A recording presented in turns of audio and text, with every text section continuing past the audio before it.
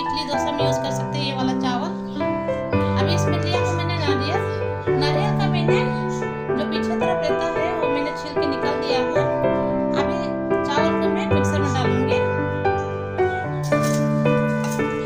चावल को मैंने रात भर भिगा दिया था। अभी सुबह के नाश्ते के लिए मैंने अभी बना रही हूँ। अभी इसमें मैं छोटा छोटा करके नारियल डाल देती हूँ।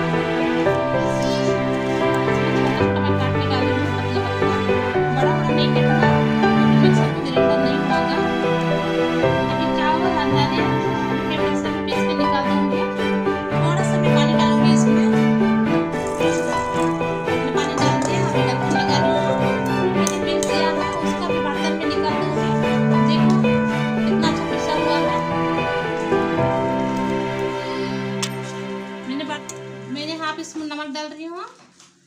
अभी इसको अच्छी तरह से मैं 2 मिनट तक मिक्स कर दूंगी और इसमें कुछ भी नहीं डालना है आपको। अभी मैं नीर डोसा का चटनी बनाऊंगी। सबसे पहले तो मैं नारियल डाल दूंगी। ये पुदीना में बहुत अच्छा खुशबू आता है। मैं पुदीना भी डाल रही हूँ मैं थोड़ा सा। ये हो गया धनिया पत्ता, ये भी डाल दिया मैंने। 2-3 करी पत्ता है ये डाल रही हूँ। ये वाला ग्रीन हरी मिर्च है, ये वाला मैं काट के डालूंगी इसमें। मैंने काट दिया है। अभी मैं डाल दूंगी नमक भी डाल दिया है। फिर थोड़ा सा पानी ऐड करके मैंने मिक्सर का भी ग्राइंडर कर दूंगी। पानी डाल दिया है। अभी मैं ढक्कन लगा के चटनी बना दूंगी। अभी चटनी पीस लिया मैंने। अभी बर्तन में निकाल दूंगी। नीर डोसा में चटनी होना तो ऐसे होना है, ज्यादा नहीं पीसने का। ठीक है, अभी तड़का देना है। तड़का की तरफ मैं जाती हूँ। मैं तड़का लगाऊंगी। मैंने इसमें कढ़ाई चढ़ा दिया है। थोड़ा सा भी तेल डाल देती हूँ। तेल को गर्म होना है थोड़ा। अभी इसमें डालूंगी मैं चना का दाल और उड़द का दाल डालूंगी। मैंने डाल दिया है। थोड़ा सा मैं इसे करके हिलाते रहूंगी। एक साइड से ज्यादा जल जाता है। इसमें डाल रही हूँ सूखा मिर्ची और करी पत्ता डाल दिया है मैंने। अभी डालूंगी सरसों, छोटा वाला सरसों है ये वाला। डाल के मैं इसे हिला रही हूँ। थोड़ा है बोल के मैं चम्मच नहीं लगा रही हूँ कढ़ाई में।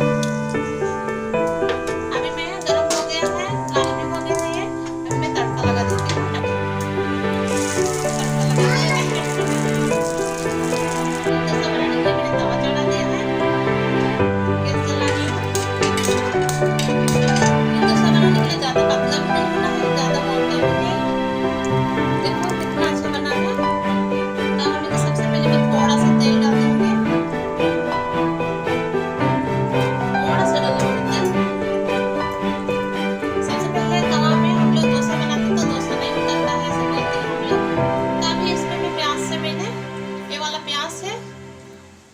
इससे मैं तवा साफ कर दूंगी तो अच्छा नहीं डोसा उड़ जाता है।